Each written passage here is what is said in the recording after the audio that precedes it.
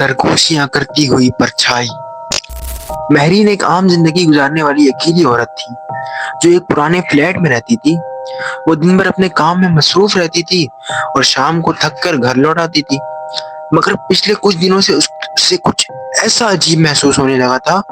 वो अक्सर महसूस करती थी कि उसके कमरे में कोई और भी है, हालांकि वो जानती थी कि वो अकेली है। एक रात जब महरीन अपने बेड पर लेटी हुई थी, अचानक उसे लगा कि कोई चीज हल्की सी हरकत कर रही है।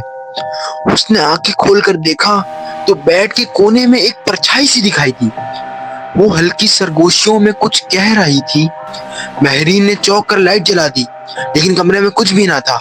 पहले तो महरीन ने सोचा कि ये महज थकन या वहम है, मगर जब ये वाकया बार बार होने लगा तो उसकी बेचैनी बढ़ गई। परछाइयां कभी दीवार पर, कभी कमरे के किसी कोने में नमूदार होती और इनकी सरगोशियां मुसलसल बढ़ती जाती। महरीन साफ साफ सुन सकती थी कि वो उसका नाम लेकर पुकार रही है। महरीन, महरीन। डरी सहमी महरीन ने अपने फ्लैट के मालिक से राब्ता किया। मालिक ने हिचकिचाते हुए इसे बताया ये फ्लैट पहले एक नौजवान लड़की के पास था जो अचानक गायब हो गई थी। किसी को मालूम नहीं कि वो कहाँ गई और पुलिस भी कुछ पता न लगा सकी। महरीन को अब यकीन हो गया था कि कुछ तो गड़बड़ है। उसने फ्लैट के छानबीन शुरू कर दी।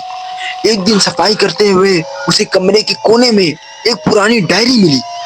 ये डायरी इस गायब होने वाली लड़की की थी जिसका नाम नौरीन था। डायरी के आखिरी सफात पर अजीबोगरीब जुमले लिखे थे।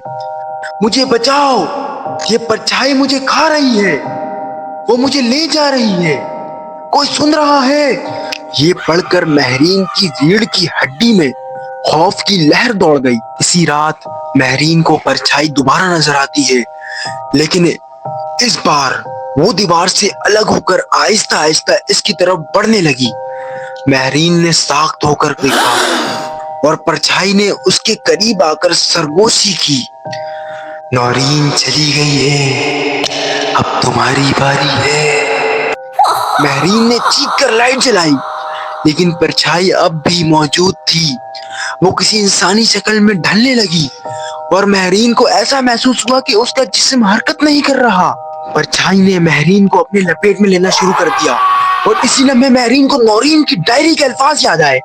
उसने तेजी से वो डायरी उठाकर जोर जोर से नौरीन का नाम पुकारना शुरू किया। कमरे में एक तेज झटका महसूस हुआ और परछाई चीख कर गायब हो गई। महरीन ने सुकून का सांस लिया, मगर वो जानती थी कि ये सुकून आरज़ी था। कुछ दिनों बाद महरीन का फ्लैट खाली पाया गया। न वो खुद मिली, न उसका सामान। फ्लैट के दरवाजे पर किसी ने खून से लिखा हुआ पाया, मैं नौरीन हूँ, अब ये महरीन की कहानी है। उस फ्लैट में जो भी रहने आया वो हमेशा के लिए गायब हो गया। आज भी वहां से सरगोशियां सुनाई देती हैं और लोग कहते हैं कि वो परछाई अब भी अपने अगले शिकार की तलाश में है। लेकिन एक सेकेंड, महरीन का अंजाम एक गहरा और पुरअसरार मुअम्मा बन गया था। जब परछाई ने उसे अपनी लपेट में लिया तो उसके बाद महरीन ने कुछ देर के लिए मज़ाहमत की। नौरीन की डायरी को याद करके महरीन ने परछाई को रोकने की भरपूर कोशिश की, मगर परछाई ज्यादा ताकतवर थी। चंद दिन बाद जब फ्लैट के मालिक ने दरवाजा खोला तो महरीन और उसका सारा सामान गायब था, जैसे वो कभी वहां थी ही नहीं। कमरे में सिर्फ चंद निशानियां बाकी थी, फर्श पर खून के धब्बे और दीवार पर खून से लिखा हुआ, ये महरीन की कहानी थी, अब तुम्हारी बारी है। इसके बाद महरीन का तो कुछ पता न चल सका, लेकिन कुछ लोगों का कहना है कि परछाई ने उसे नौरीन की तरह अपनी दुनिया में खींच लिया। एक ऐसी दुनिया जहां न रोशनी है, न जिंदगी है, सिर्फ अंधेरा और अजियत है।